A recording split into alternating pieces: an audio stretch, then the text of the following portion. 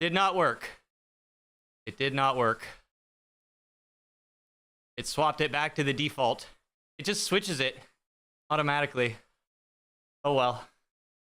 We'll just stay live on YouTube for now. We'll deal with it later.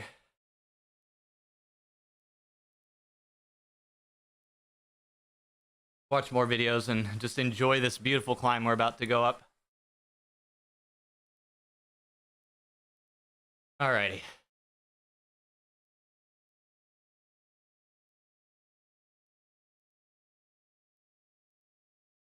Yeah, the whole vertical world is like still not very caught up. But I guess that's why vertical streaming sucks.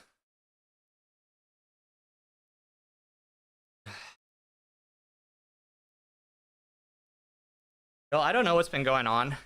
The last 2 nights, I have gotten just the best sleep. And I don't know what's different. Like, you'd think you'd be able to figure out, like, why. You know, you might have slept well that night. And, you know, repeat the process. But, oh my god. The only thing is that I was hoping that, you know, I'd wake up today, you know, after a couple nights sleep feeling just like so recharged. But I'll be real. Like, I just feel just more tired. Panomies. No. I wish it were. I wish it were. Maybe I'm sleeping now. That's a great point. That's a great point. My brain functioning is about negative right now, so it's possible. Oh man. Right now it's a fever dream, man, because we just can't we're just going in circles. We've been trying to get a YouTube live stream going. Like 2 different live streams, not just one. So we want to send both a vertical and a horizontal feed to YouTube. But it's being very complicated right now. So we're just sticking with the horizontal feed for now. God, vertical streaming does suck. But I do want to do it. Even though it sucks. As long as it's not TikTok.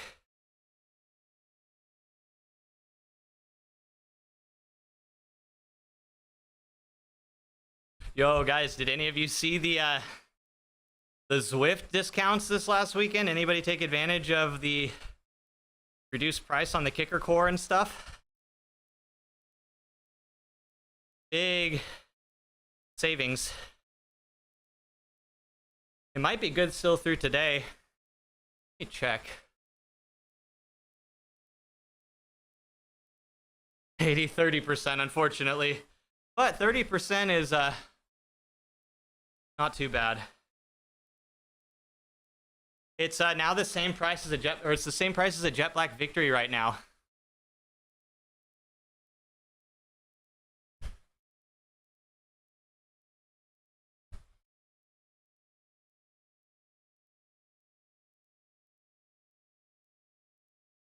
Let's look at this. Yeah, so here's the deals. Here's the deals.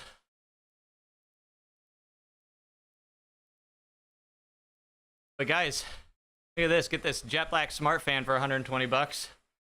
But here's the big deal, really, is right here. $400 for a new Kicker Core V2 with the click, or with the hub. And 2 months of Zwift with it. I wonder how well the marketing went with this. I wonder if they got a lot of hits on it. So here's my take. These are the prices they should have been from the beginning. Well, maybe not necessarily the core, but at least the Zwift Ride. This is a very, very interesting deal. I feel like you're not actually getting the kicker on discount. You're getting the Zwift Ride at the price it should have been. Which is basically, what, $500.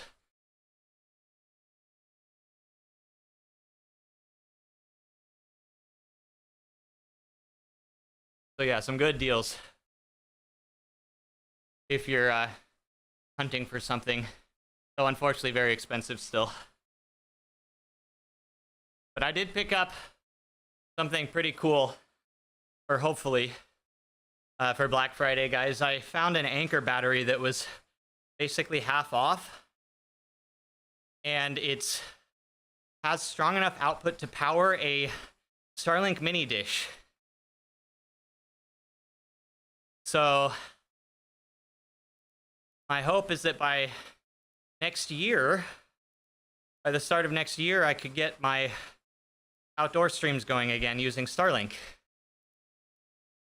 The battery should be able to power the Starlink dish for around 6 hours. My hope. Could you use Zwift Ride with a rocker plate? Yeah, you should be able to. The front end doesn't secure very well. You probably have to come up with an interesting, system. Also, have they figured out how to integrate the Wahoo Kicker Climb in with the Zwift Ride? I was thinking that they'd have some sort of plate that replaced the foot, and then that goes into the climb. But I haven't seen that yet. Yeah.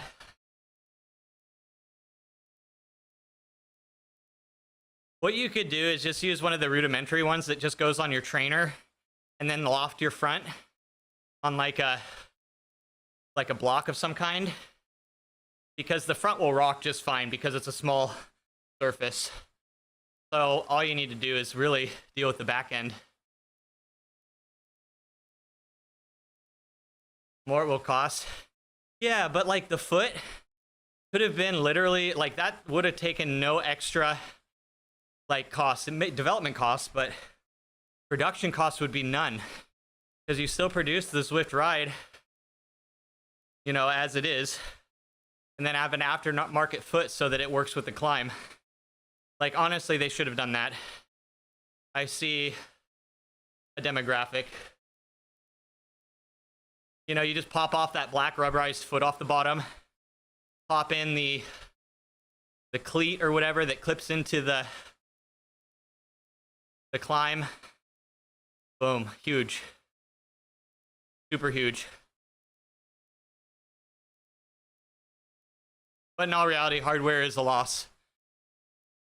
Hardware is a loss for them. Feels like compromise over a normal bike. Yeah.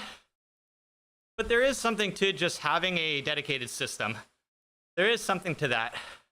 There's benefits on both sides. Like, having your own bike that you ride normally on the trainer, it's awesome, right? Because you're in the same position.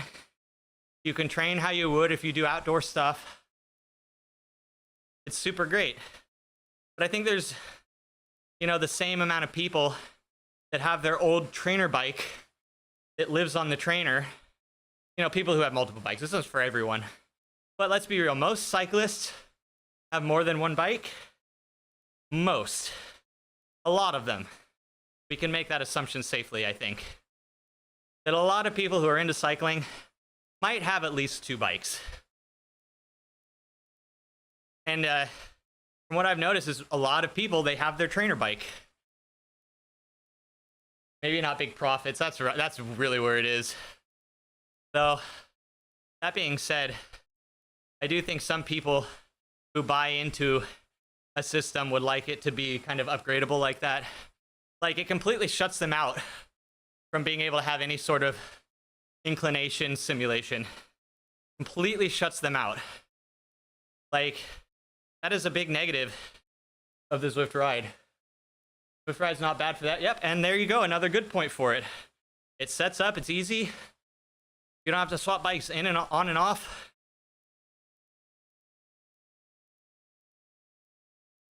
Like, there is some benefit to having a spin bike.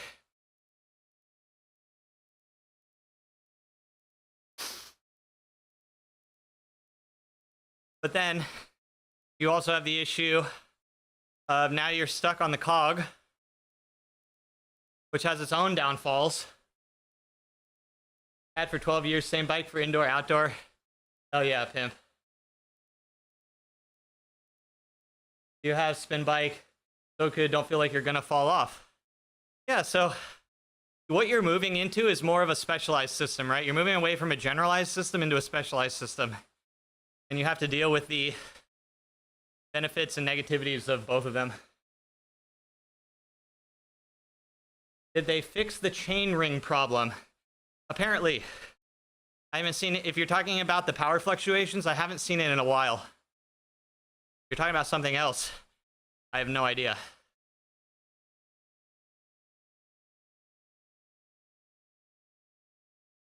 But my main argument is that with this current sale, it's at the price that it should have been at from the beginning. If you were to apply all of the sale to just the frame and not the fact it's a frame trainer combo. With bent chain rings, well, that's shitty. If they're bent, that's a quality problem. But luckily, a very simple fix to a problem. Luckily, that's a simple fix. Meld Build It Vertical is so good, really? Excellent. Have you done an import into Meld to see how close it's gotten you? Like to your normal OBS stream? That's what I was like, it's perfect. See, that's what mine was really good. Like scaling, like I said, was an issue.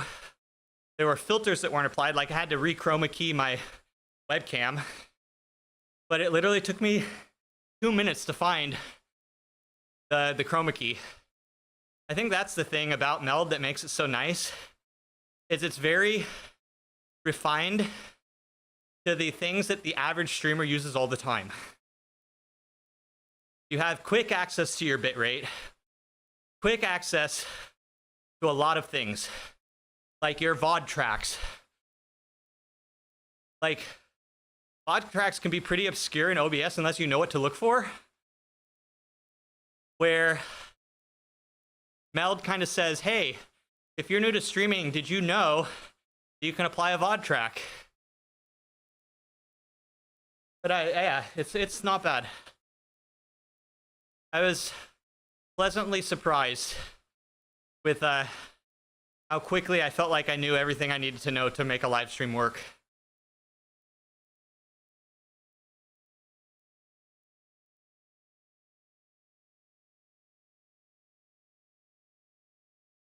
Inconceivable. Inconceivable. Really is.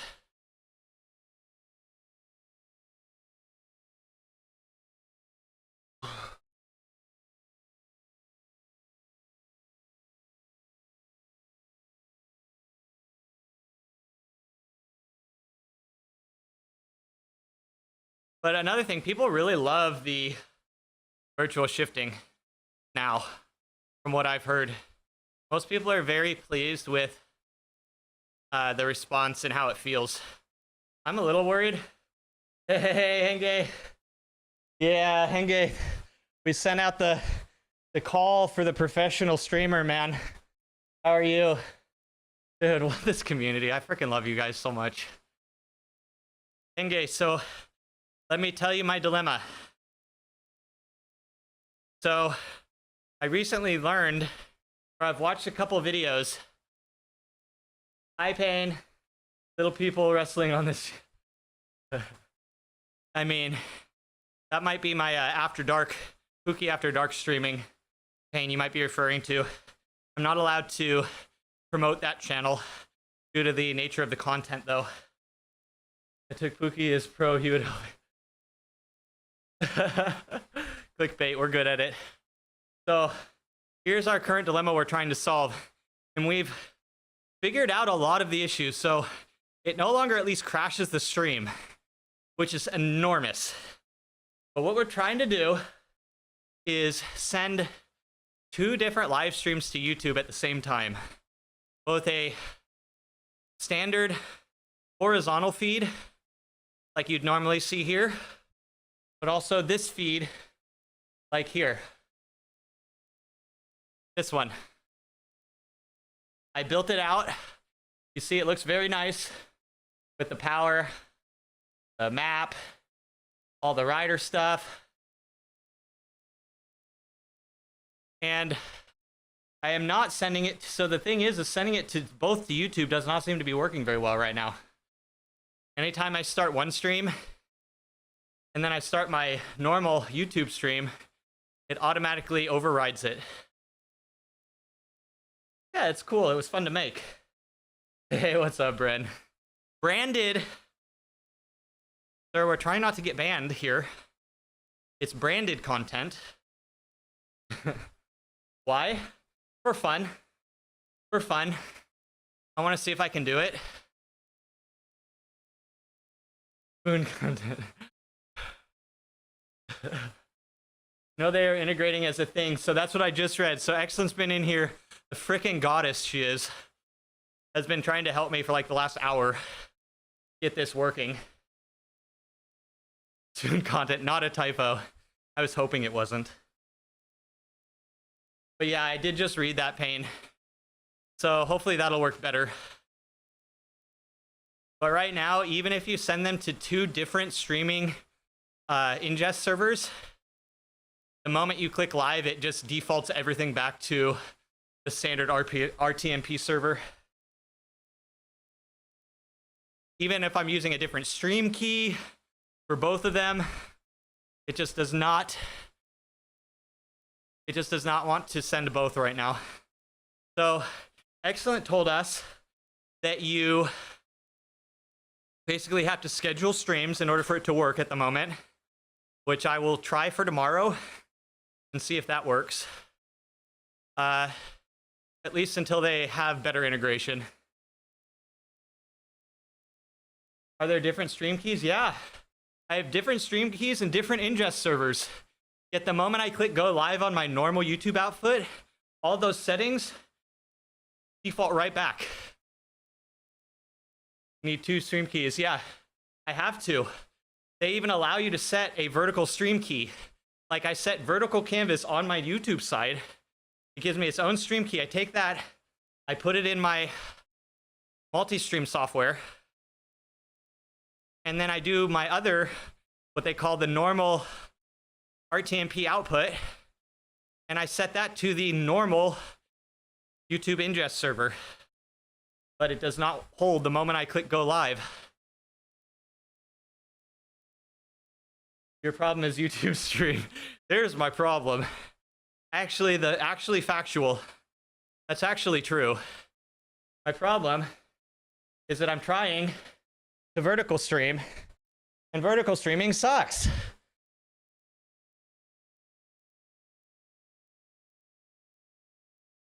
Yeah. Yeah, exactly. That's another thing, Dimitri. What I'm reading, it just doesn't auto crop, which for this content would literally remove all of the prominent features except for the avatar. And that's not acceptable. Oh no. No, Matt Dash. Please no more AI voices. Please no more. No, that's fine. That's a good idea. For your like translated content. That must be such a huge time savings.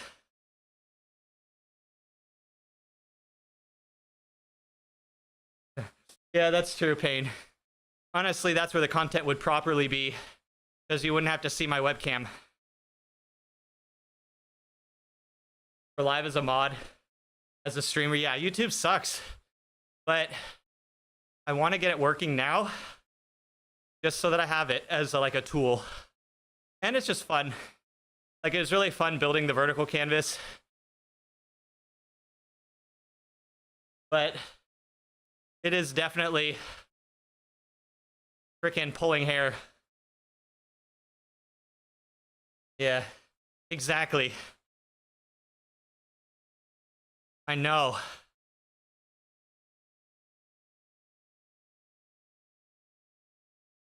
YouTube does, yeah. Has some tone and feeling, not like stock single tone. No, please just use Brian. Guys, we need to revert back to Brian. He is the ultimate AI voice. Everything just needs to be based off of that.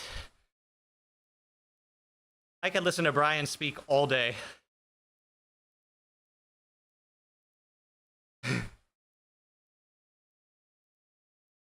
To get the heck out of here. I need to make that a bannable term here. TikTok. Just ban anybody who says it as quick as they banned me my first live stream.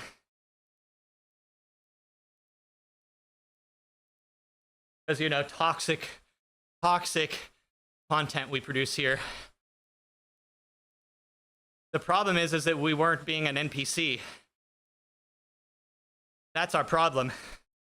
You shout like that, they put you in jail right away. Instagram. Journalists, we have Dimitri, a special jail for journalists. That's a good idea. You're stealing. Maybe right Instagram. You're playing music too loud, right to jail. At least for right now. away. You're driving too fast, jail. Slow. I have jail. not looked into You're charging Instagram high streaming. prices for sweaters, glasses. You right to jail. You undercook fish. You believe it or stream not, to jail. YouTube. You Believe it or overcook not. chicken, also jail. Undercook, overcook. You make an appointment with the dentist and you don't show up, believe it or not, jail. Right Believe it away. or not. Right away. Is that insensitive in the current moment? Honestly, I don't give a crap. It's funny. Is that bad taste for the current political climate?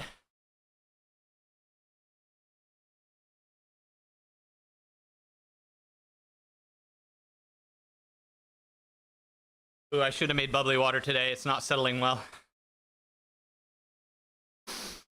Yay! Oh, I was so worried we would go straight there. I was so worried.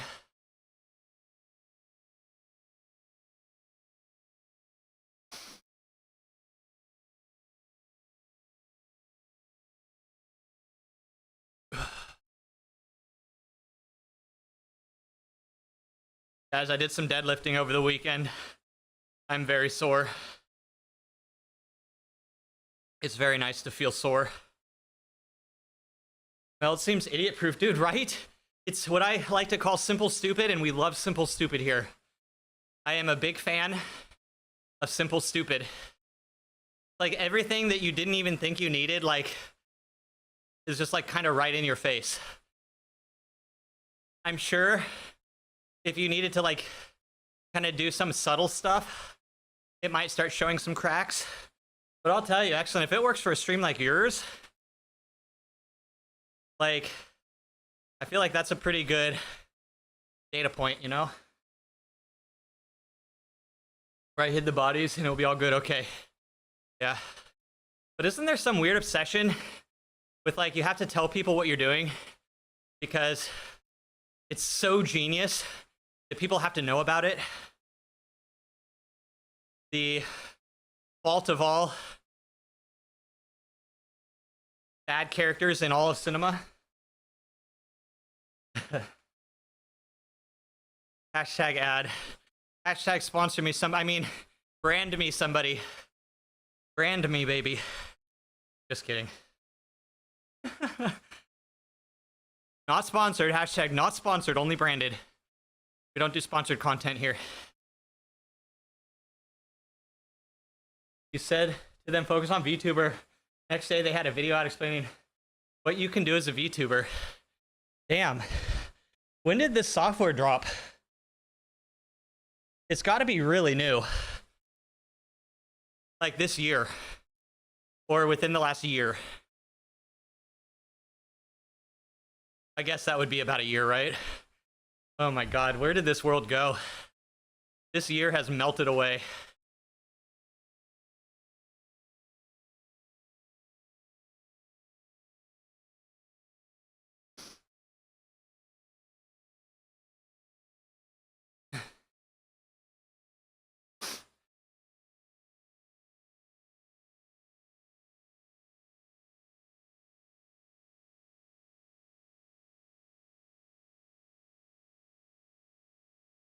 Did I pick the right bike for this? I feel like I did.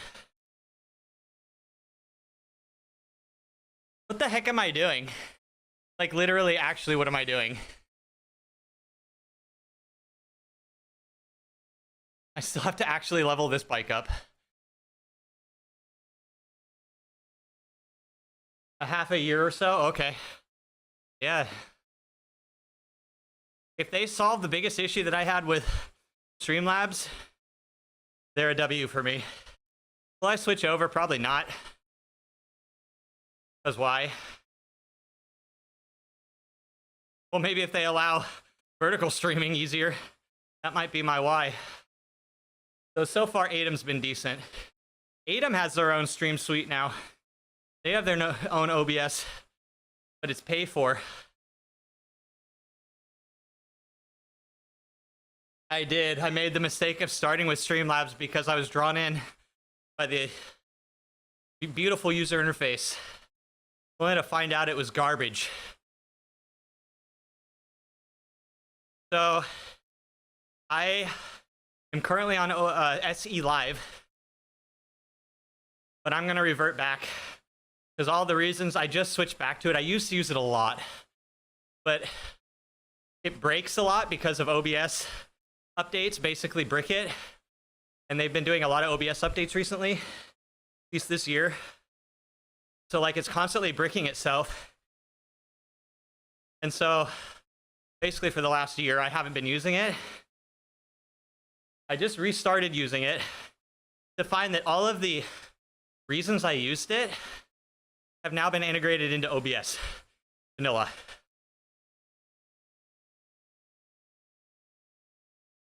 And it's even better in OBS vanilla. Like scaling is more free, much more free form. Right now, all of my docks are improperly sized. Normally, I usually have a really big audio mixer, so I know exactly where my audio levels are. And I'll switch down my source panel. But the source panel will not squish down in SE Live.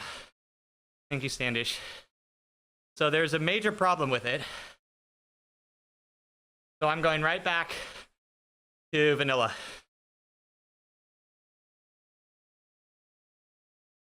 More things for desktop gaming stuff. Yeah, maybe.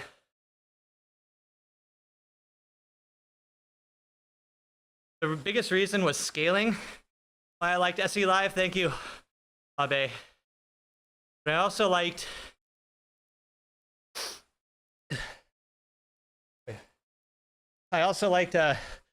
what was it? Oh my god, my brain cell just died when I read that right on. So scaling, oh, and my bot. I liked having a custom bot, but that's a thing on OBS vanilla now.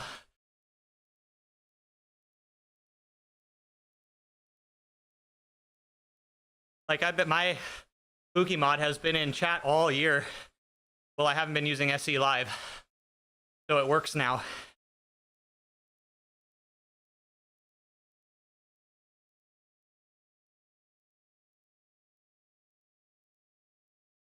Peppy,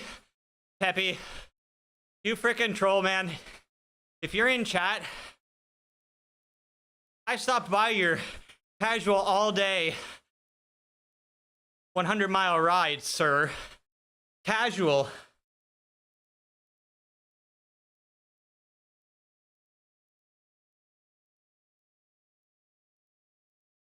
Well. Peppy, Mr. Casual 100-miler at 4 to 4.2 watt per kilo. Yeah, I'll hang on that for 100 miles. Thanks for the invite, you troll. I had to graciously decline your invitation because I'm weak. Bot and OBS, yeah.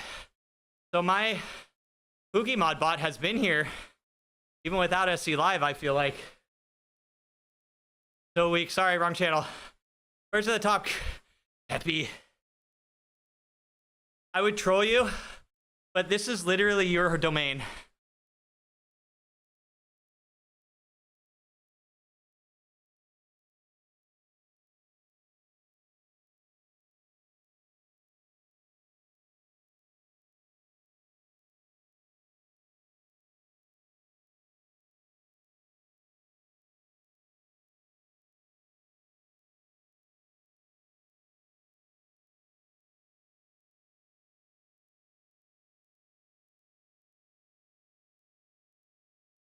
Some nice effects, yeah. The one I noticed, and the one that Payne uses, is the auto outline feature. So you can do like halos and stuff around cameras, and do like some, you can do like freeform masking, which also was really cool to see. Yeah, you can't troll Teppy.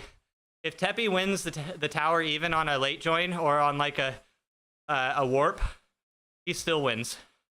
This is literally his domain. We are just guests here.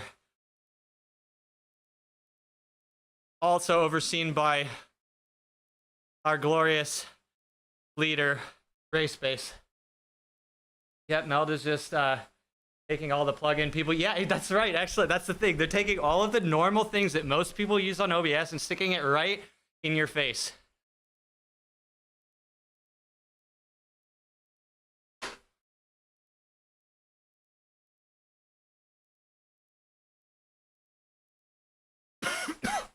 We're getting there. We're getting there, guys. First, god dang it. Happy.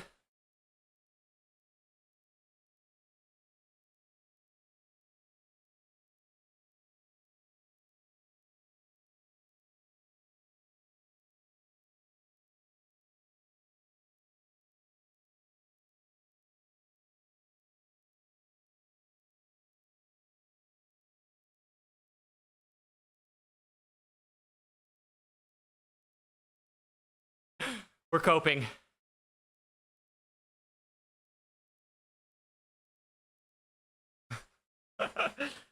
Fingers crossed Mel doesn't go the way of Streamlabs where they find out they borrowed, so yeah. And tactics.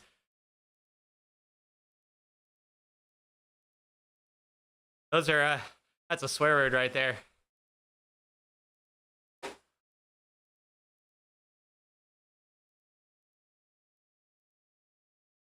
My biggest concern, Dimitri, is how is, what's the resource demand when you actually build out a big stream? You know what I mean? Like, that's my biggest problem with OB. Like, yeah, Streamlabs, they're thieves, and that sucks. But from a consumer practical perspective, where I ignore the ethics, it was just annoying that having a basic stream would put your really good CPU at like 25% usage for no reason. That was my big issue with it. It's like, the moment you start adding any sort of keyed graphics or anything graphically intensive at all, your stream dies. Maybe it's better now.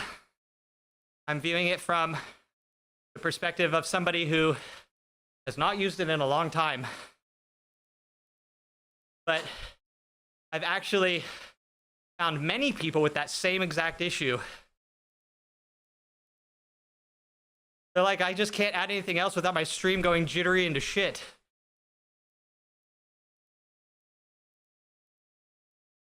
Reason: poorly optimized, overly beautiful, visually appealing user interface by NVIDIA. There you go.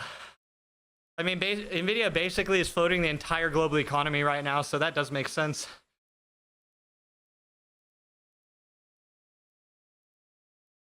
And you have your PC when it's struggling. Dude. Did you ever try stream? You probably wouldn't have been. That would have been a death sentence, Natash, if you had used that old PC on Streamlabs. There's no shot you would have gotten anything off the ground. Like, here's the thing, and I'm a bit. This dates me a little bit. But someone's got to date me. OBS Studio used to be basically one of the only names in the game, right? But now there are really good stuff out there. Well, I mean, for open source. There's like the one that Nathan uses, which is pay to play, which is really, really good. And it's what most broadcasting agencies actually use. But it's pay to play. XSplit, that's the one I'm talking about, actually. XSplit. You have to pay for that. Or you had to when I tried to use it. They had a 60-day free trial that I try it out. That's like a really good one. That being said, it is not user-friendly. It's like if you've used like DaVinci Resolve and you go to and you switch to what's that? Oh my god, that name literally just left my brain. What's the one that all the major cinema companies use? Avid. It's like spending your entire time learning how to video edit in like something like Final Cut, and then all of a sudden you're forced into Avid, and you're looking there and you're like, what the frickin' A am I even looking at? Nothing is the same. The words are different. How the process is done is different. It's literally like a different language. It is a completely different language. Where if you go from like Final Cut to Resolve to Adobe, it's like switching between like very similar languages like French, Spanish, and English. Like the core foundation of how the language is built, the syntax, the sentence structure, everything is similar, right? Just sometimes it needs a little translation, but going from one to the other is more simple than, say, going from like English to an Eastern language, because their syntax is literally completely backwards to ours, or ours is completely backwards to theirs. It is like, you might be the best editor ever. You go into Avid and it's like, you are a complete noob. Complete noob. And it's the same thing with XSplit. You think you know how to do things? Well, XSplit does them completely different. It's so the reason Avid does this, so from the Avid side, I can't really speak to the XSplit side, but Avid bases a lot of their terminology and processing off of traditional film editing. So like cutting, splicing, they don't treat it as a new digital world. So it's like, if you came from the world of film editing, hardware, hard editing, like maybe it makes sense. But if you started anything in any sort of nonlinear editor like Resolve or Adobe, it's such a different story.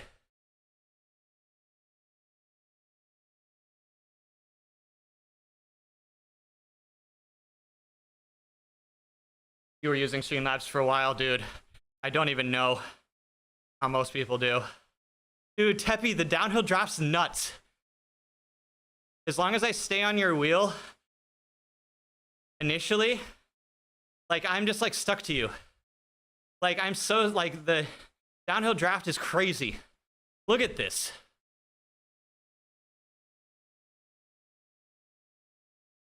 I've never had this as a light rider.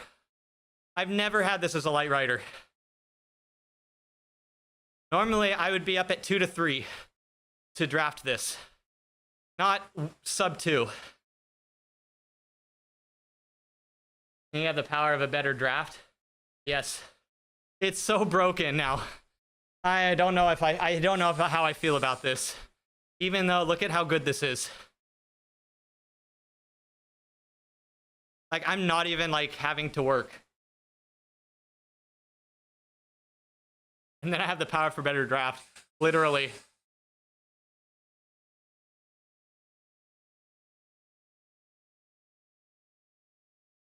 Here's the thing, do I slingshot him?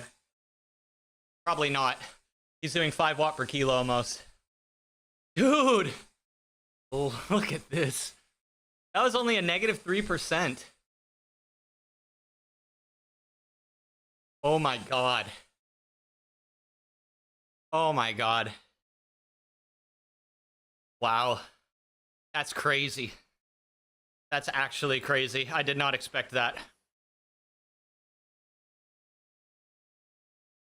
On my Wish release video probably was 45 seconds and everyone in comments was asking for the rest. Ooh, was it really that good? I'll tell you what, I do think it's fun when companies put out like a lead up teaser set. Like put out like a couple like short teaser things, you know, an announcement to the announcement basically. I do think that's pretty fun. Oh my god. Let's have some music now that we can have music. Then coffee stop till the end and attack. Nice to see you, Teppy.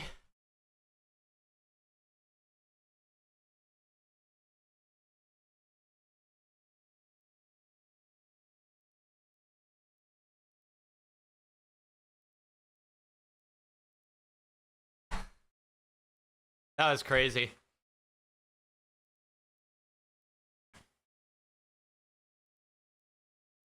And then somehow I'm dropping him.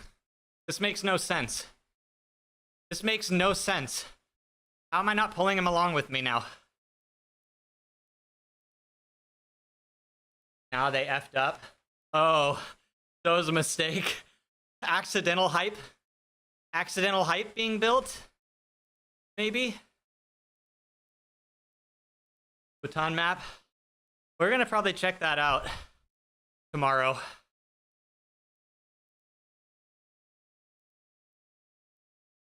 We'll probably have to test that out. I'd like to try it.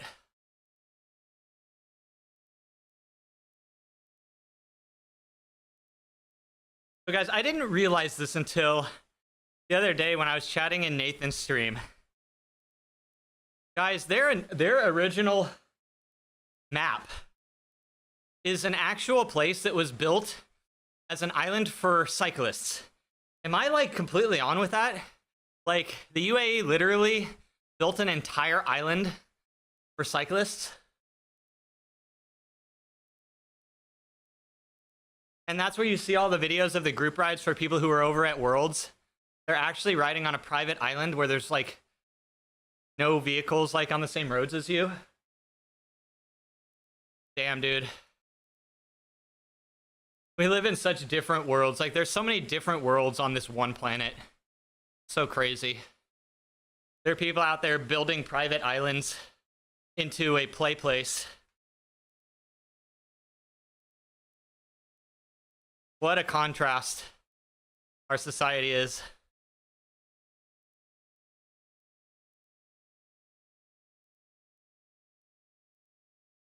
They made maps replicate and not inspired by. Yeah. Zwift kind of crosses like in between that. It's like a mix of both, right? Like, for example, London is a great example. Like, a lot of the climbs are real. A lot of the areas through Richmond are real. A lot of the areas through London itself are real. Like, the Richmond Park area is a real place. But they don't tie together like that. Where with, like, my whoosh, like, their whatever cyclist island is, like, literally an exact replica, right? I didn't know that. I thought they were just riding in just a crazy awesome like exclusive area where there weren't many cars. Because I've seen a fair few images of areas out there where you can basically go and not see much traffic. So I wasn't sure. But yeah, when I learned that, I was just like, oh my god. Even people like that mess up live streams. If anything, it makes me feel very human.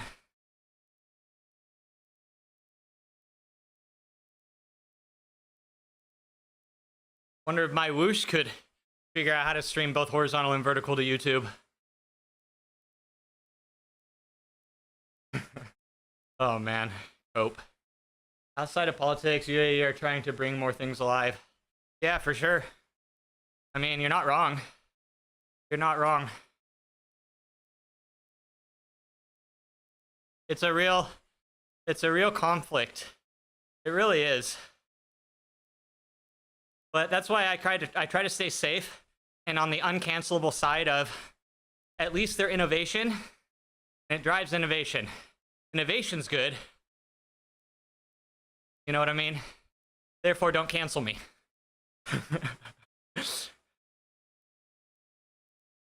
But yeah, it's tough. I understand why some people have their issues. I'd like to think, and again, this is a very ignorant statement, I'd like to think I have a general taste of how the world works. And if I don't, even though if I don't agree with it, Doesn't necessarily mean I don't understand why it's a thing and how it became popular maybe to begin with. You know what I mean? Like, you cannot hate on that. The better they do, hopefully it means the better virtual cycling does.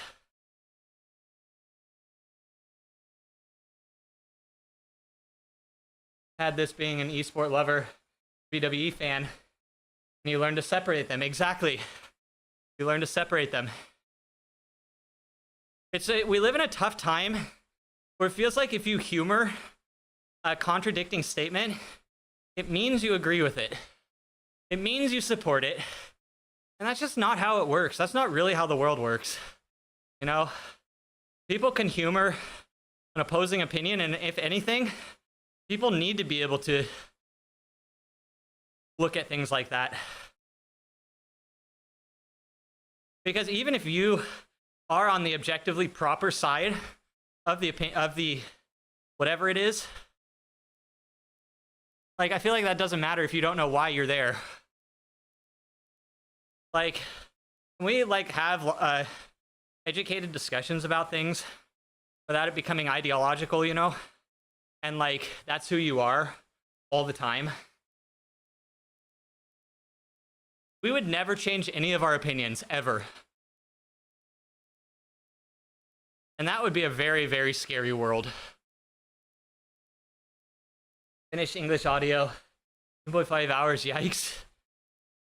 Wait, that was the processing time for the AI?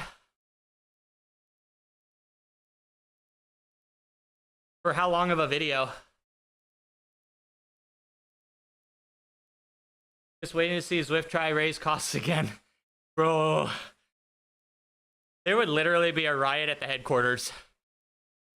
They have to officially wait another decade before they're allowed to raise prices again. Just to, so that all of the angry people have enough time to retire and new people come in to get angry at it. Like the statute of limitations, you wait till everybody who it concerns is gone, and then you can tell everyone about it.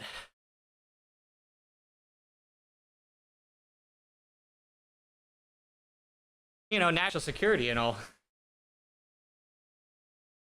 That was for you to do your English audio recording, plus AI renderer for another. That's not bad. Hey, prices will increase, yep.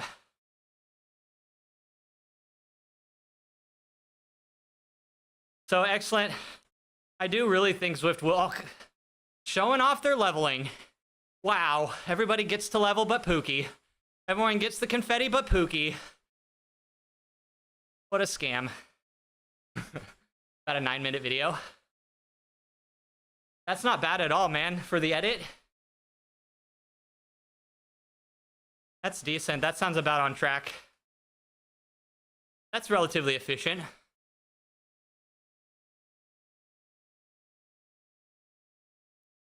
But, oh, sorry, going back to it. I honestly don't think Zwift would like their numbers to get out after their price increase. I know for a fact that a lot of people, at least people who had multi-accounts, ended up dropping their Zwift account. Like, say somebody had like a Training Peaks and a Zwift. There was actually a lot of people who dropped their Zwift to hold on to Training Peaks. Especially now that Indie Velo is integrated. I mean, Training Peaks Virtual, sorry. But I do think it hit them pretty hard, and they're not willing to tell everybody about it. Thank you, Lambert. That's all speculation, but I do have a little bit of insider knowledge.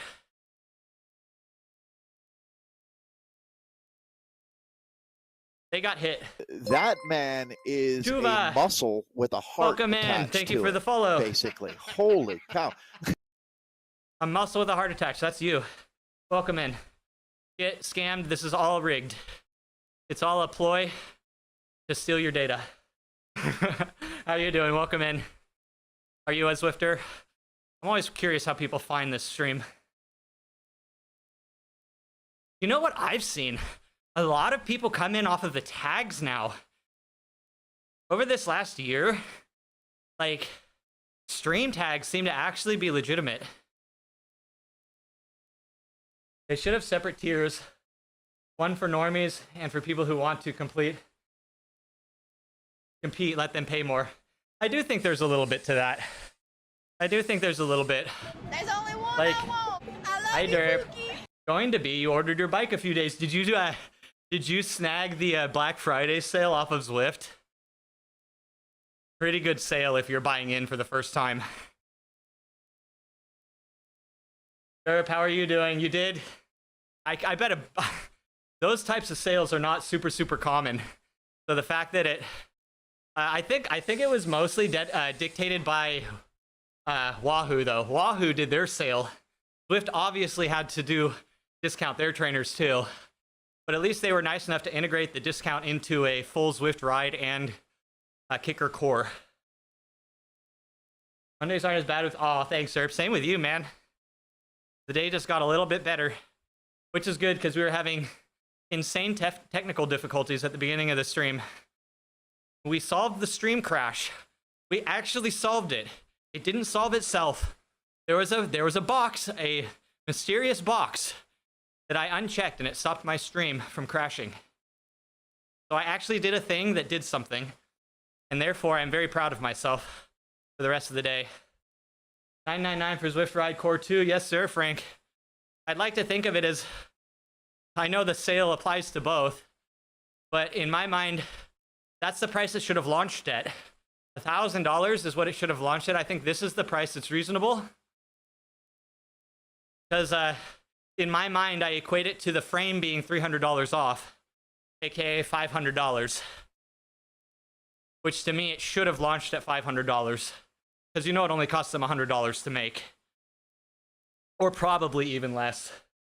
Yep, $399 just for the core. The same price as the Jet Black Victory, which we know is another very good trainer on the market right now.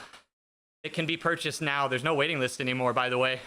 Anybody was looking to check out the Jet Black Victory, you don't have to wait.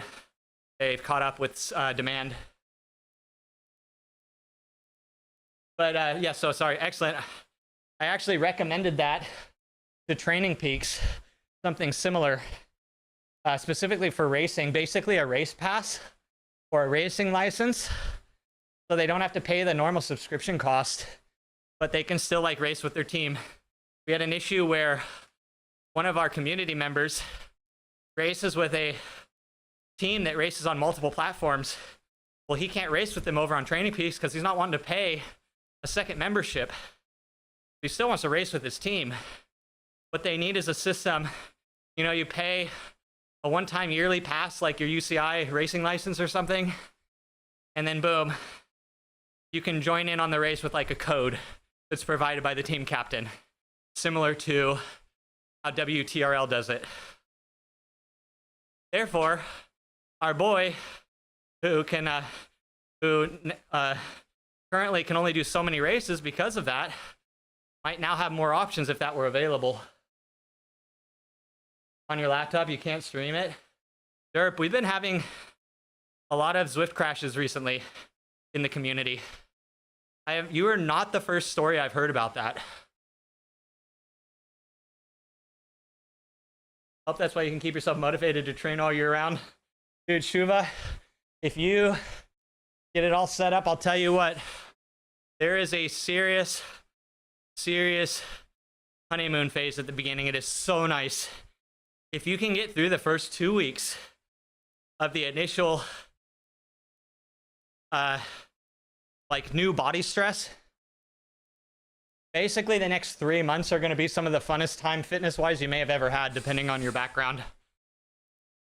If you stay consistent, it is absolutely an addictive substance for the first 3 months if you can make it past the first 2 weeks.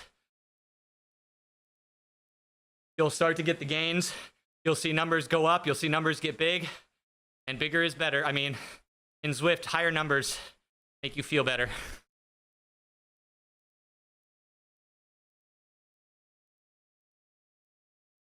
It's so fun, man. I look back so enviously on people who are just starting out for the first time on Zwift, even if they are like already a seasoned cyclist, but especially if they're like maybe a newer cyclist or just getting into cycling, man, I have so much envy. Like, I'm so happy for people because I just got so much out of that like initial Zwift. I mean, I'm still here 5 years later. Let's see, how far are we into this game at this point?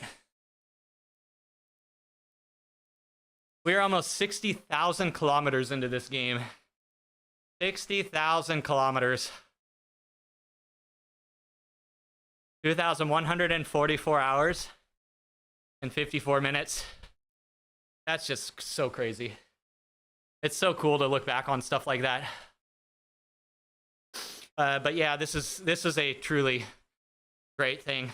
Honestly, I don't know why more gamers aren't into it. That's selfish of me to say, but honestly, I think this is just like a gamer's perfect way to stay fit. Just wait till they rip-offs like Ride come out at a fraction of the cost. Battle Pass is our best thing to do, yeah. I would love that, excellent. Imagine if they did like some Twitch drops here and there or something like that. I don't know, just a little bit of the hype that makes the video game community itself, you know, more fun.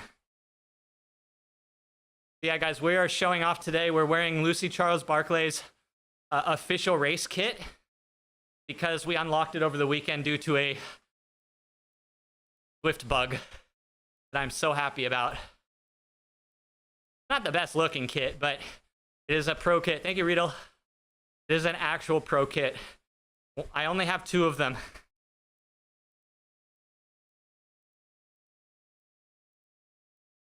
Your buddies ride 3 times a week, though they would be bored with it after a few weeks, but almost 2 years. Oh, so you do have some background with riding. Oh, so you'll get into Zwift really well. You might be able to avoid that 2-week adjustment period because you already have a bit of a base fitness. So like that 2 weeks is basically just your body getting used to riding, getting past the initial like recovery of muscles being used in a way they're not used to. Yo, LePage, how you doing, man? We're still getting it, dude. We're starting to do some resistance training again. I am determined to kick your ass at Unbound. Respectfully. You're good? Hell yeah, man. Dude, I don't know about that, man. It's a flat course. We're on the south course this next year. You're gonna have a good advantage with the watts you have.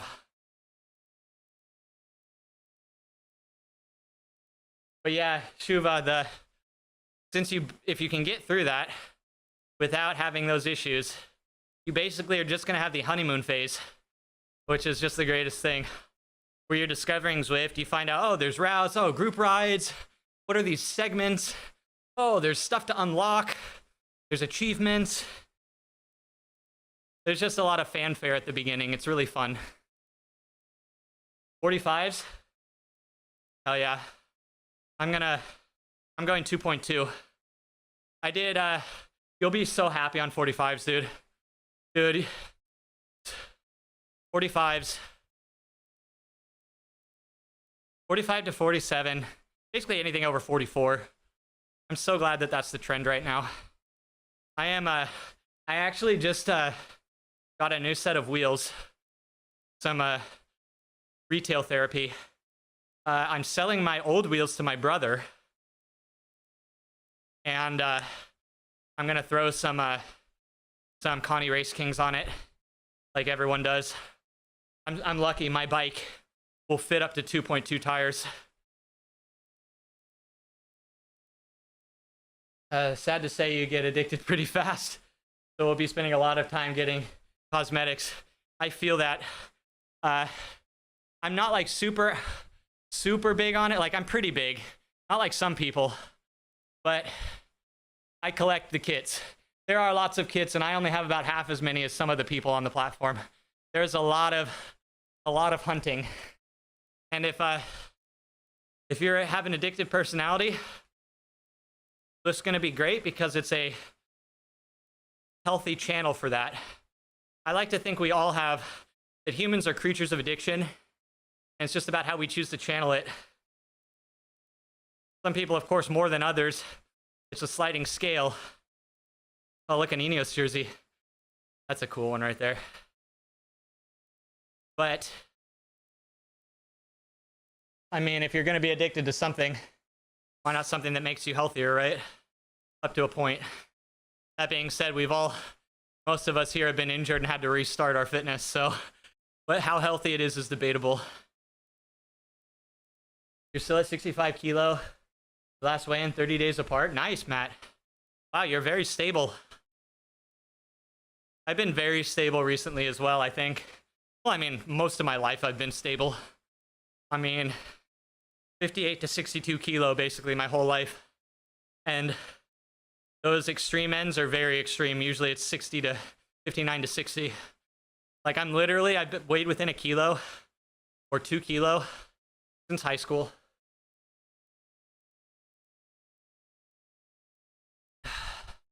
You know what I'm going to tell you right now, LePage? As somebody who already has done ultra events, there is a lot of information, especially around Unbound. There's a lot of information, and it's not bad information, but if you listen to everyone, you're going to have analysis paralysis. Like, it is really not as, the extreme part is, yes, it's a 200-mile ride, and conditions can be bad, but considering you've already done stuff similar to that, like, just a hype is hype.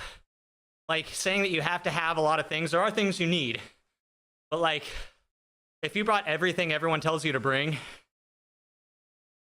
it's what? if the online community had their way around it, people would bring literally a replacement bike minus a frame. Like, do you have an extra wheel? Do you have like 3 extra spokes? Are you bringing an extra chain on the bike with you? And it's really funny. It just devolves like that. And then before you know it, you have all these things. You're just like, what the heck am I even doing? Yes, we will know up to a night before, LePage.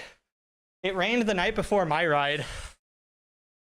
It's so wild, dude. It's literally like, so in 2023, the mud year,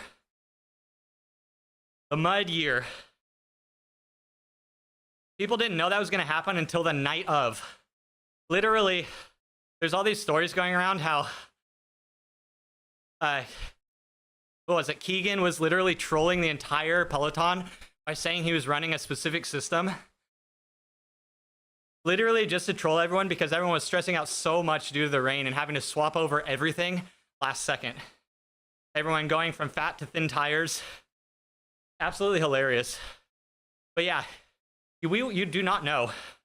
You do not know. There is one cool piece of kit I have that I will probably bring this year, but I hope I never have to use. There's this system made by Restrap. It literally is a system. It rolls up into a little duffel thingy on your top tube, and it unrolls into it turns your bike into a backpack. In the event you have to carry it, that is the one thing I will probably always bring on a ride like that where you're dealing with clay. But you just unroll it, it becomes 2 straps that hook into your frame at these specific points you set up. And in the event of another mud year, like it was in 2023, you can just walk your bike. But if the conditions are dry, dude, just run your pressures properly. If you have proper tire pressure, that's literally like 90% of all issues you'll ever have on the bike out there. Everyone's always like, oh, you'll bring an extra derailleur hanger. And like, yeah, of course, if you can bring all that stuff, great. Like, bring all these things. But I don't know. I think it's that whole, like, you don't know what you don't know thing, and most people who haven't done things like that are trying to, you know, prepare by throwing the kitchen sink at it. That being said, I do recommend a second chain, just so you don't carry it. That was one of the best things I did on that ride. So I was using a wax system, and because it was dry, the wax was very chattery by mile 140. So at the 140, or what is it, with the 150, at mile 150, the rest stop, I just swapped chains. I had a second chain sitting waiting for me. And I'll tell you what, man, after doing 150 miles, being able to do the last 50 miles on a freshly waxed chain or freshly lubed chain might be the thing that gets you across the line. Because that last 30 to 40 miles is very, very, very crazy. Not even difficult, mostly flat on the north route.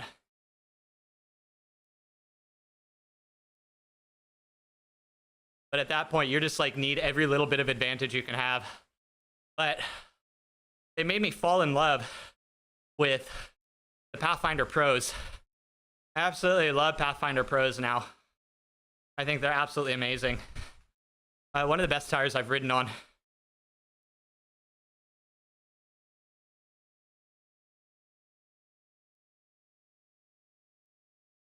A shame after this year, basically after the end of last year, they went up like 15-20% in cost. Really shitty. But this new wheel set I have coming in is like ultra wide, guys. It's a 32 mil internal diameter. Insanely fat wheel. My current wheel set's a 26, which is already insanely fat. And I'm going to a 32. Basically, I want a 47 to a 56 to be the most aerodynamic setup possible. And I'll tell you what, even a 46 mil internal or a 26 mil internal, oh, I love the fatty. Oh, we love everything, I mean. We're talking about tires, sorry. Talking about tires. But I did notice there was a bit of deflection on the tire when I was riding a 47. I had the 47 Pathfinder, and the traction was good. Thank you, Rhea. It gives you better traction. So like I've tried a few. I've tried some from Conti. I've tried a few. I love Challenge. I think Challenge, as far as like all-terrain, are really good, but under certain conditions, they are so much more slippery. But man, Challenge tires are so fast. You can feel the speed on a Challenge like Getaway. It's actually crazy. The speed, like compared to the Pathfinder, is like so noticeable. The only thing is, the Pathfinder has such better traction, and therefore overall it's about the same, like speed overall. Like you're really not saving time by having a bit faster of a tire because of the traction issues. And you got to get to the finish line to finish, right? But yeah, I ended up going Pathfinder Pros 47s. Spectacular choice.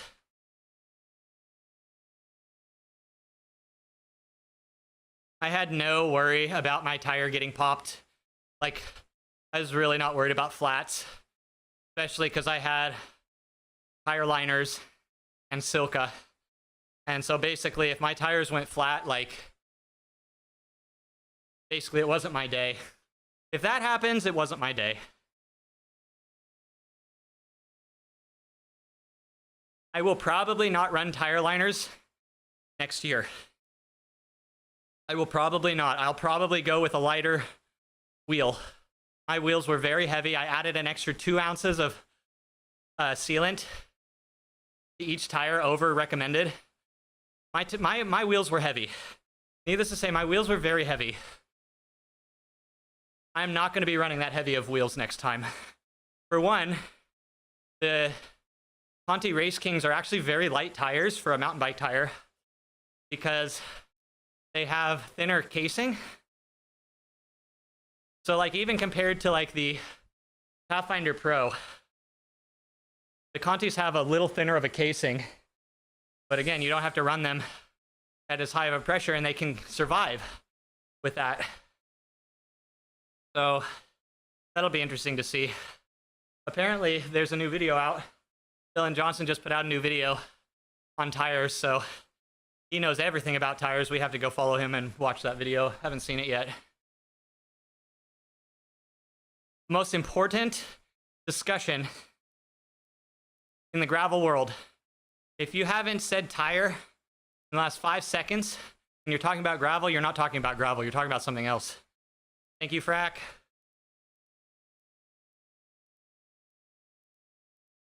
Oh, this ride felt really good. What I noticed, the beginning of it, I felt very, very cold. Like I was having trouble warming up. Like watts felt very, very rough. But now, like, after about 45 minutes, I'm starting to feel like my actual base is really good again. That's so nice. That's so freaking nice. An hour and a half feels normal again. I need to get up to 2 hours next. Maybe tomorrow we'll do a 2-hour ride.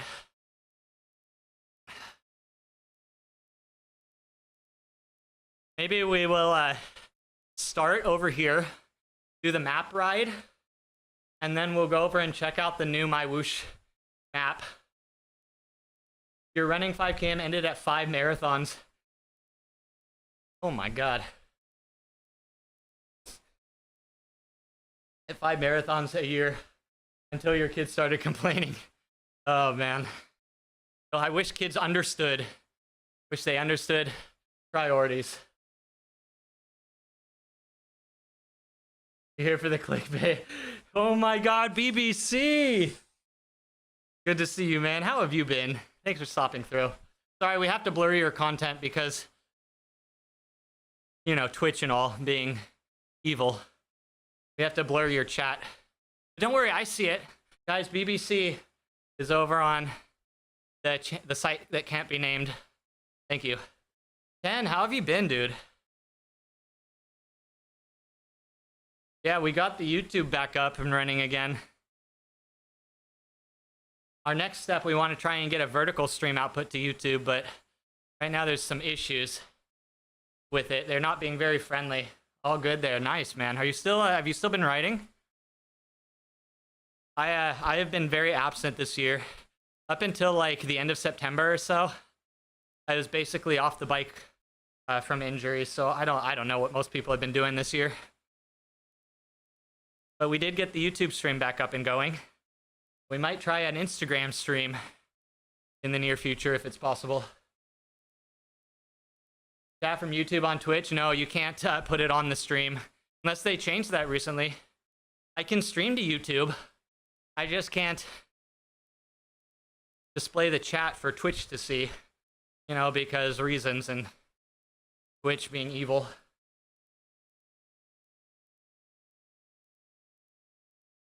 But what have you missed? Not much, man.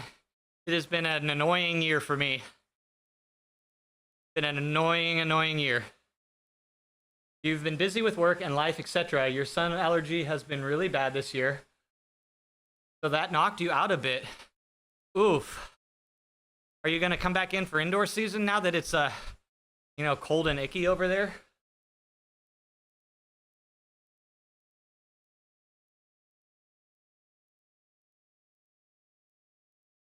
Well, hopefully we see you back on the grind.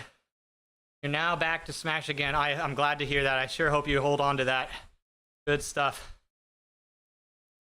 Yeah, it's been fun. Getting the other stream going again. I'm starting to really just enjoy streaming in general, kind of like back in the day.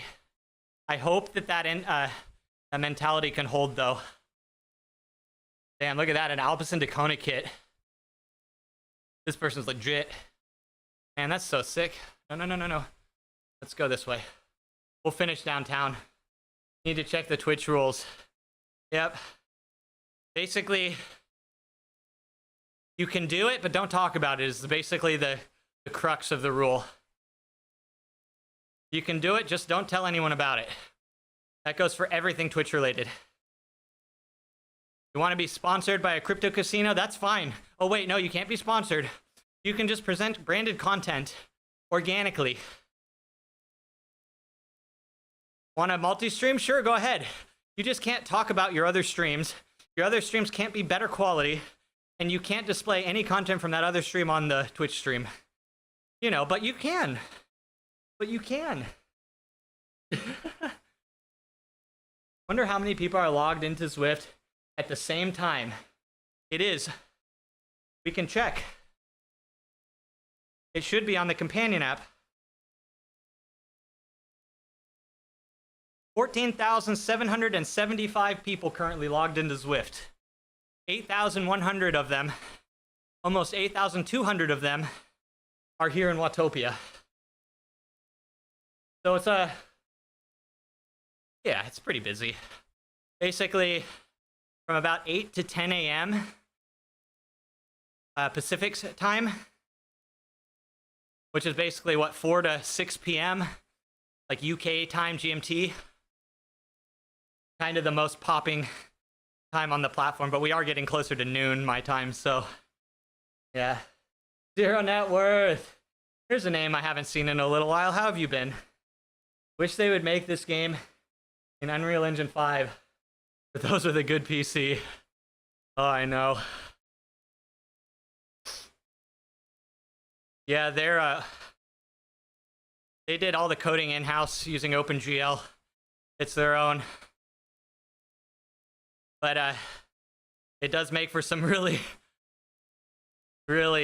tough growing pains when it comes to updates, for sure. Yeah, nice to hear. Glad you're great.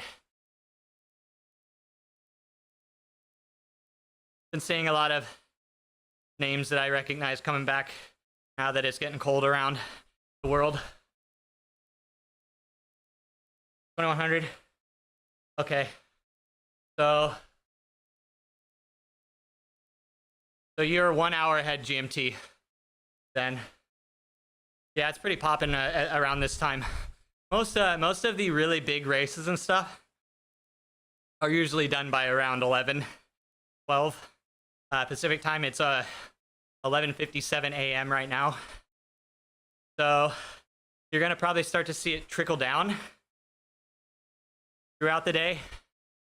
There is a small spike in North America evening time, but yeah. DGDC! Oh man, hey man, good to see you. We got the YouTube back going again, as you can see. Thank you for stopping through. How is your indoor season treating you, man? It looks like you've been doing some really fun outdoor stuff this last summer. Probably tough to go back inside.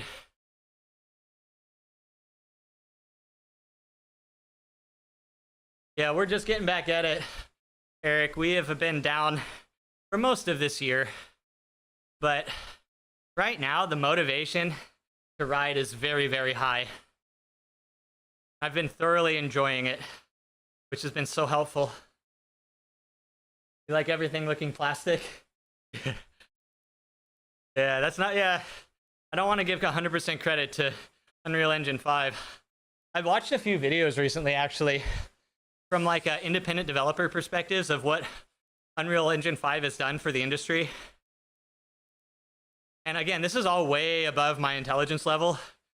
So I'm just kind of hoping that his opinion is, you know, based. I don't really understand it super well, but from what I've heard, some of their optimization things, like they intentionally are not going through the effort of optimizing certain things when it comes to Unreal Engine. But then you see things like their fine detail rendering, and you're just like, holy jeez, that's so cool. Like their ability to do particles and stuff. Man. If getting dropped is the program, you're doing great. Oh man. Dude, I feel that. I haven't been able to hold a front pack all year. I feel that, dude. But I'm determined to get really good endurance this year. I have about 3 ultra races planned next year. And one of them is like 800 kilometers or 880K, one event, if I can do it. If I can not break myself before it. It's called Hoodoo 500. It's the WUKA National Championship. I was supposed to do it this year, but I was injured. It looks great to you. Nanonite technology is impressive. When they did their initial previews for Unreal Engine 5, I was literally blown away. When they started showing, like, oh, just add 1,000,000 trees. And they add 1,000,000 trees, and then does anything slow down? Nope. So that's the thing, Old Slow. I think that's the problem. You now have a tool that allows for laziness, but also allows for a lot of potential. So it's like you've kind of cut the middle income family out of the market. You know what I mean? It's like now people with less experience can come in, which is a good thing, can come in and have assets and physics already established for game development. That's a very good thing. But then you also have that now more people can get into the space, and therefore, you know, it might dilute quality a little bit. But that doesn't delete up all these people leveling. I'll never get to see that.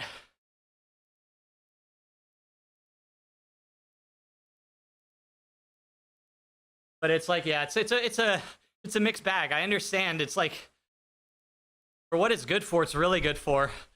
But the loopholes and the, you know, cutting corners can become an easier thing if you don't understand the core of what you're doing. Like, if you don't understand the core of how you build a physics engine, like, and then you apply a pre-baked one, how are you going to know if there's an issue with it? And if there is, how are you going to know how to fix it on like a granular level? It's one of the big faults with the advancement, I think, in modern technology. It's like modern technology is amazing. It's advancing us in so many ways, but in some ways it's also having us lose like kind of the core of where that knowledge is coming from, because you have programs and apps that do it for you. Kind of like that Miles Davis quote. You have to know the rules so you know how to break the rules. And Unreal Engine can provide an environment where you don't necessarily need to know all the rules. You know what I mean?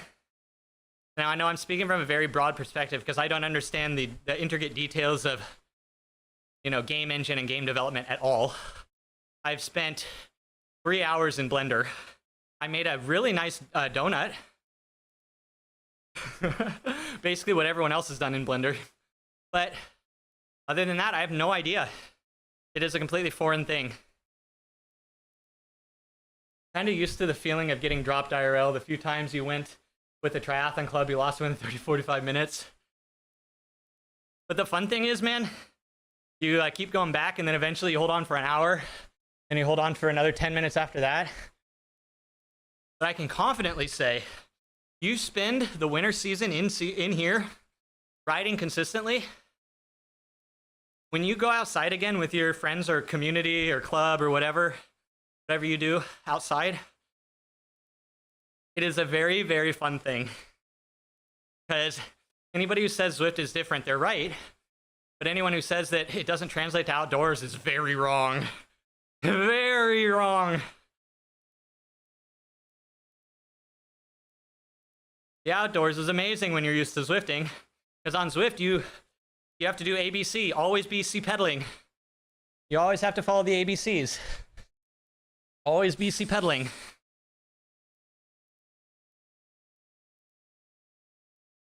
Where outside, you actually get recovery.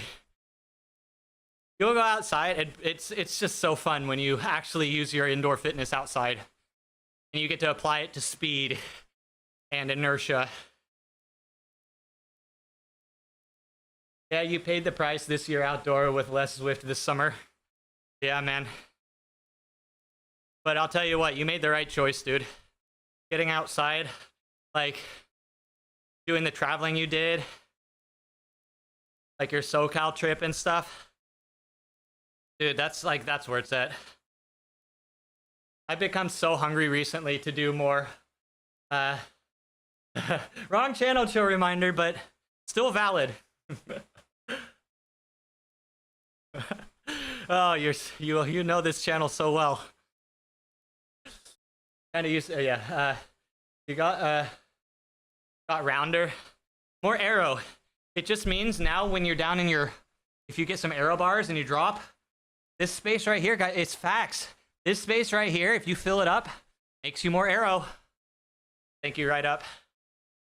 You're actually just reducing the air volume between your top tube and your stomach. Genius. See, all perspective. Set up basic training plan and do the over winter. Yeah, just, I say, yeah, training plans are really good. Start out just exploring all the things. You know, try some routes, do some badge hunting, try some group rides, attack some segments, do a couple FTP tests, you know, fun stuff. They even now have like route-based workouts, which I think is amazing. Like, oh, here's a hill coming up, and Zwift will prompt you to, you know, smash the hill. And that's another thing, is just kind of figuring out Zwift and just enjoying it. And then you can apply something like a workout plan, and yeah, you'll come out the other side so freaking strong. Allie was nice treat, was out there for work. Oh, I'm so glad you did. Southern California is like such a great place to ride. You know, in all reality, California gets a worse rap than it deserves for like cycling culture. Like, in all honesty, it's not the worst place to ride. Indoor to outdoor is like bricks to feather. Dude, pimp, seriously. That's how I feel too. It does feel like bricks to feather. Like, all of a sudden, like, you have this momentum that you didn't have before in your wheels and in the movement of your bike, the freedom, like, your saddle position feels better, you're more comfortable. There's so much. So many things to do, kind of overwhelming. Yep. Oh, that's why I'm so envious of you. You have so much to do. That's why I say just start out with just doing some free rides. Maybe jump on a group ride if there's one available at your time. Yeah, there's some fun things to do. And then eventually you'll figure out the things you really like. You might get into racing. You might not. You might get into, you might find a good club that does regular group rides. There's a lot of very popular clubs here on the game that are constantly doing events, like multi-weekly events.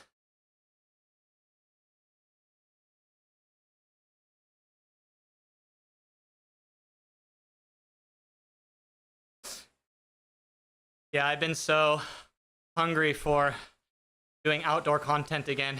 Actually, Eric, I did a really spontaneous Black Friday buy over the weekend. I bought a portable battery, a portable power station that will fit on a back rack, a bike rack, basically, and is strong enough to power a Starlink mini dish. I can't go outside and stream, guys, because where I live is very rural, and there is very, very poor signal and very patchy signal when it comes to network. I do not have a consistent 4G signal or 5G signal here. So I want to do, yeah, so I was doing it when I was out in Oklahoma, because something I did not realize, Oklahoma's Wi-Fi and phone network, like webbing is so much better than California. Like, you always have signal. Like, I swear to God, you're out in the middle of nowhere. You're in freaking cornfields. And you have 5G signal in Oklahoma. Oh, I missed it so much. I had so much fun streaming outside. Time for you to call it night, working 9 hours. Heck yeah, Shuva. Nice to meet you. Hopefully, your foyer into Zwift is a good one. Let me know how it goes. Feel free to hang out here anytime. I usually stream around now. Actually, this is about the time I usually get off. But it's usually, I start around 3 hours earlier than this. And I go till around now. So hopefully to see you again soon. Also, if you want to ride, feel free to jump on with me anytime.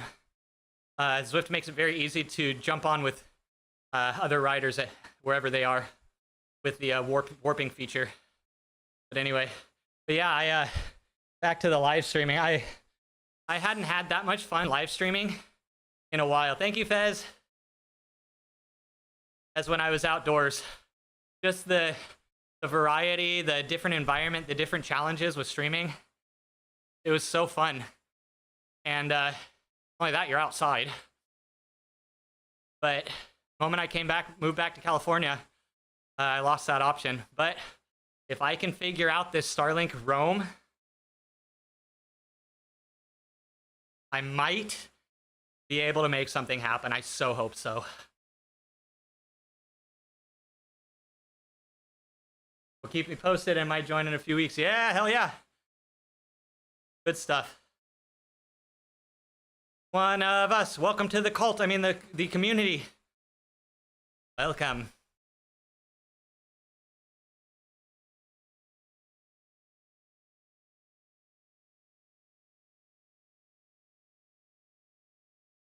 I wonder how hard it would be. I love you, Barney! Hi, Barney.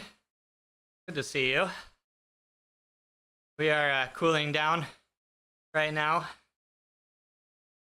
Guys, we are feeling so good again on the bike. Davis loves you. Yes, he does. Oh, Barney. I actually feel like a cyclist again, Barney. Like, the first 45 minutes was not good, but now I'm back in the space where I feel like I could do this all day again, you know? Like, Zone 2 is an all-day thing again, which is very nice. Zone 2 doesn't feel like death after 2 hours.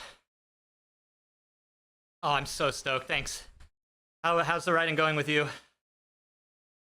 Coming to New Zealand. I mean, we should start a GoFundMe.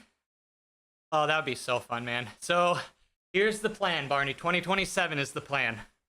Pretty sure both Laura and I will be able to schedule something for summertime, or New Zealand summertime 2027. So basically a year and a couple months away. So just over a year away is our current plan. It's going, enjoying outside, not been riding a heap, just been enjoying it. Dude, that's what's up. I've had to reevaluate a lot of things recently with regards to fitness. And what I've realized is I love riding the bike. Riding the bike is fun, no matter how you ride it, as long as you can keep riding the bike. And that's the important thing, is you got to be able to keep riding the bike. But that being said, Zone 2 is my best friend for the rest of my life, hopefully. Monique smashed a 240K gravel race in 11:30. Holy shit. That's fast as hell. Good on her. How'd she do? How'd she place? Barney, I just learned about a week ago, LePage is going to be racing with me at Unbound this year. So we got 2 D-Gens going to be there, at least. 9th? Let's go. 4,000 meters of climbing. Oh my god.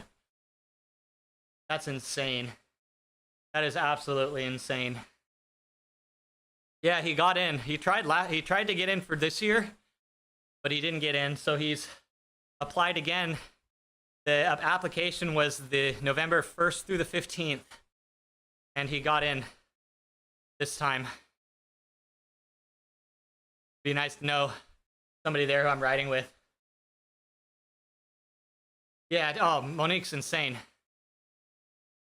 First time I rode with her was on a 100-mile Zwift ride. That tells me everything I need to know about her quality of her riding prowess. First time I ever rode with her, ever saw her ride. She's an absolute monster. Awesome news, yeah. Remember that, dude? That was a fun time, man. That was a fun day. Oh, dude. Take me back, you know what I mean? Yep, the Mega Pretzel. Uber Pretzel. Yeah, Uber. Plus an extra, what, 35K at the end. It was an Uber plus like 35K. You had to do 2 laps of jungle at the end. I don't know if you guys did it.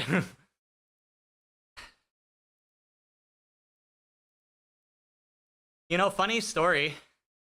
That's still my Alp PR to this day. Shows how much I care about my Alp times. Those 2 laps, dude. Absolute shit. Yep, still my best Alp time ever. Marvo, do I ever join events on Zwift? All the time. I was planning to do one today, but I was doing some stream diagnosis. I've been trying to set up some new things on my stream. And basically for the first 45 minutes of today, I was having technical issues and I missed my group ride. But right now, the Off the Map event is going on, which if you do all 3 stages, you unlock an in-game kit. So if anybody is looking for some fun events that are going to have really good turnout right now, the map events, probably one of your best bets. You have to fix it. No, we don't. I think I'm perfectly happy with my very reasonable time.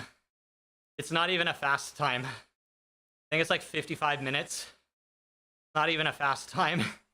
Like, I think, well, no, maybe before my injury, I had a sub 50 in my legs, maybe like a 49, a low 49. I think that's about pinnacle Alp speed for me, though. Guys, here, you want to hear something crazy? So a lot of you may be familiar with the official beer Alp. It's a very prestigious event with a very competitive leaderboard. I was talking with Deadpool the other day, and I was telling him about the official beer Alp because they were doing an unofficial beer Alp, him and his club. And I told him about Weeble's time. Weebles, by the way, guys, if you didn't know, has completed the beer Alp in 39 minutes. But according to Deadpool, they have a guy in their community who could do it in 38. And I want to see him race Weebles on a beer Alp so bad. The map event, I decided to join 60-minute social ride. It was supposed to be a 1.7 watt per kilo, but I guess if anyone actually did 1.7. Yep. That's one of the biggest problems with Zwift is, or maybe not it's a problem, it's just one of the biggest things that I've noticed on Zwift. You think the races are competitive? Well, man, try a group ride if you really want competition. They don't hold back in group rides. They, at least in races, try to do some strategy here and there. It was a toss-up for you between map and Stage 1 Zwift racing. Didn't want to get dropped like a rock on New York City comms, so you decided still to get dropped like a rock. But you got dropped on your terms, at least. I don't know, that's not very satisfying, but whatever. 420 Alp sounds more fun to you. Yes, 420 Alp. 100%, I don't drink. I'll get behind you on that. Actually, not to brag, but I've had like 3 or 4 beers this year. And 3 of them have been in like the last 2 months. I feel so bad. Scandalous. Always a race pimp. Yeah, dude. Yeah, you're tired of racing and want some more competition, join a group ride. I know. Horrible, horrible example. Do not be like Pookie. What's my goal today? It is an endurance day. This is the longest ride I have done since February.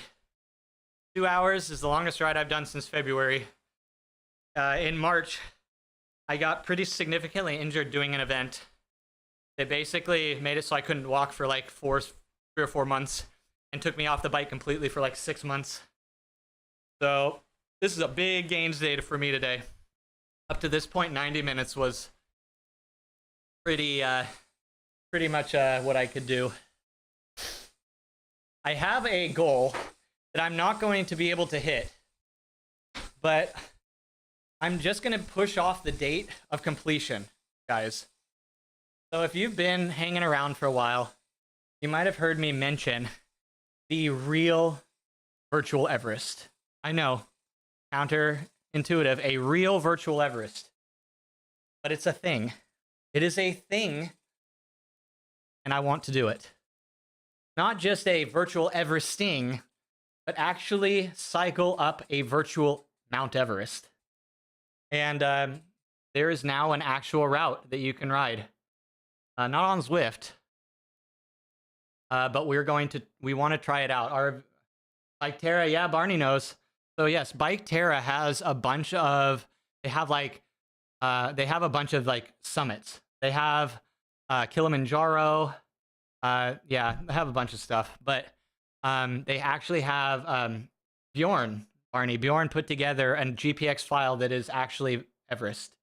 And I want to do it. My plan was to do it on New Year's, but now I think I'm going to push it another month until like January 31st. Yeah, probably to the end of January or the beginning of February is my plan. And I want to do the whole thing in one ride. Yes, with breaks and rest, but I want to do it in one go. So it's like, what, 40 hours or something? I'm thinking if I can finish in under 40 hours, I'll be happy. Yeah, Bike Terra Felty, I want to do it. Matt showed us that it existed, and ever since then, it's been like stuck in my brain, and I can't get it out of my head, dude. Let me pull it up. I have it saved on my Bike Terra.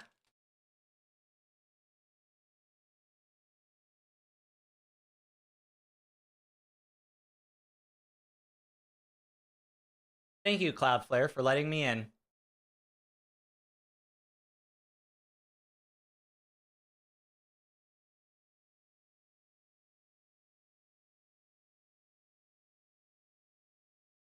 Here it is. Here we go. Check this out, dude. Well, not yet. Hold on.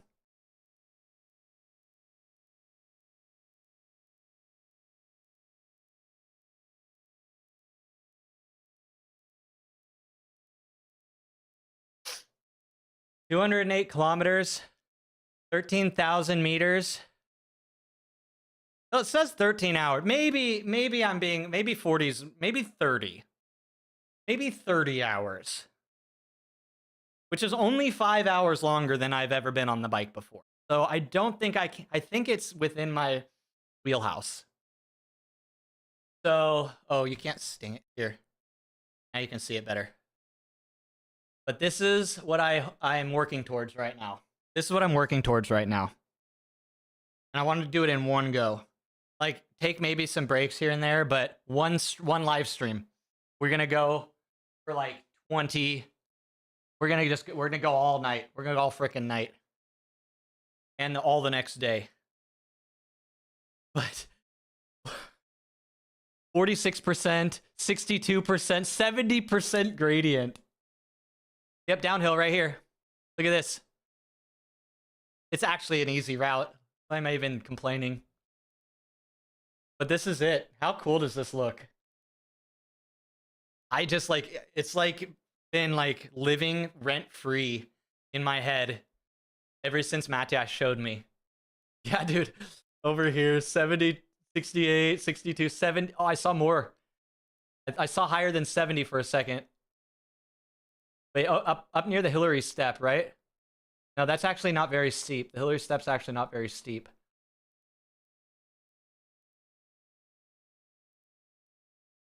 Trainer lock. This is when I'm glad that I don't use trainer difficulty. But I am going to use 100%. Not that it's actually going to be legit.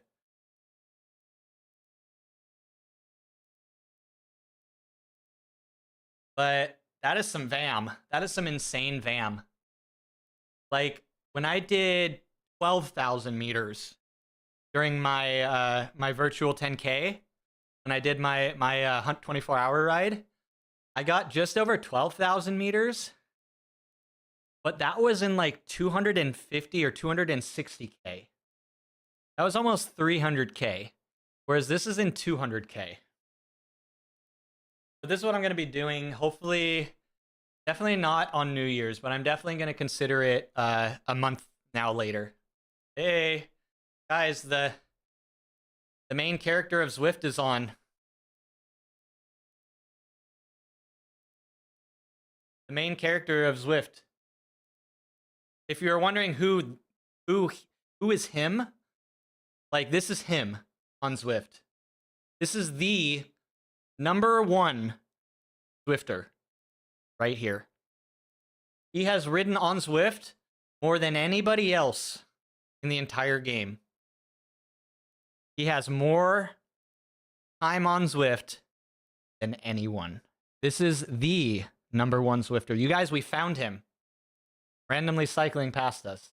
Unfortunately, or I'd like to say that's amazing that we found him, but in all reality, he is literally always on. So all you have to do is click around the nearby list for a few minutes and you will find him. But anyway, shout out to Keith Roy, literal #1 Zwifter. A no-lifer, literally, Barty. Barty, if you haven't seen his Strava profile, dude, you haven't seen his Strava profile, it's actually like, you wouldn't think you think I'm trolling until you actually see that he rides 7 to 10 hours every single day. And has a family, and has a job. I don't know. Probably not. But, like, seriously, I don't understand. It literally makes no sense to me. He was the first level 100 on Zwift. Anyway, that was a fun day, guys. I appreciate y'all hanging out. We'll try to get the YouTube thingy sorted, but I think that Dimitri hit it on the head. We might just push a vertical stream to Instagram, if that's possible. Never looked into Instagram streaming. Family equals Zwift, job equals Zwift. There we go. There we go. Yeah, when he uses these words, or like these photos, they're all staged, I bet. Like when he takes pictures, like there's no way he actually has a dog. With a job and a family, does his kids fill in for him at work? Dude, I have no idea. He literally makes no sense to me. There's something that doesn't add up. I know that. But yeah, I don't get it. It's wild. So where I originally found him, before I go, I originally found him, you know how there's always, like, when you do like a Strava challenge, there's always the leaderboards, right?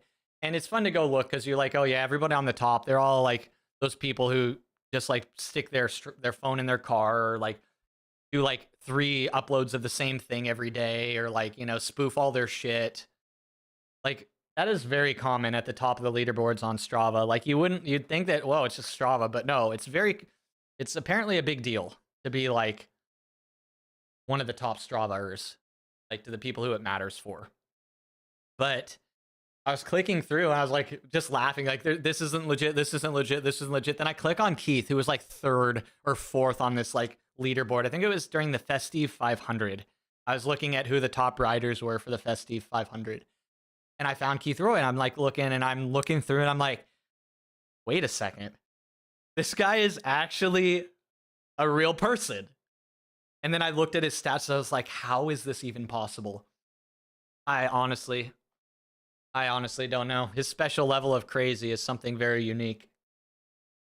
You need a job. Get a job. Lazy lie about. Yeah, excellent. Hey, excellent. Thank you again for all your help today. That was literally like, I was really struggling. But we'll try out some other things. Like, I'm gonna try out if I can't get the Instagram thing sorted by tomorrow, we're gonna try what you said and schedule it. Also what Vox was saying. We're gonna try and schedule it and see if that works. But yeah, Sims look pretty lifelike in 4K, I guess. Yeah, yep. It's all just AI. He was just ahead of the game. He was posting like AI family photos from even before people did. Oh man, guys. Guys, we're gonna finish off the stream with some properly good sacks. Oh man, that was nasty. There's only one I want. Oh man. That was gross. YouTube pimp. Guys, thanks for hanging out. Hold on, don't you worry. I won't just leave you high and dry. You know, I always leave you smiling and satisfied.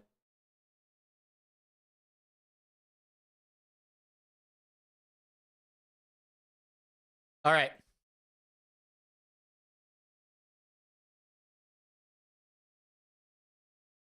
Did I fart? One may never know.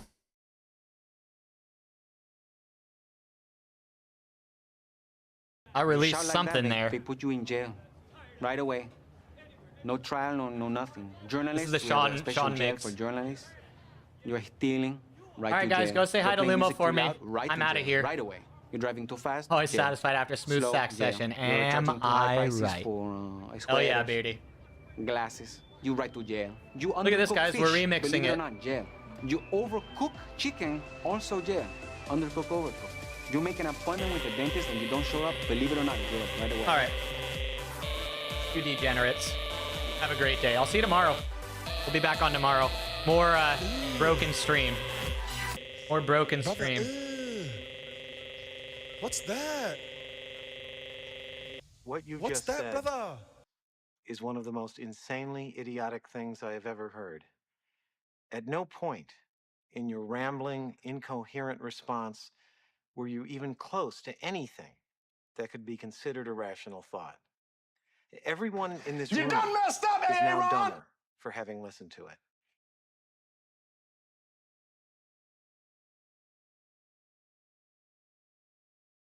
There's only one I want. I love you, Pookie.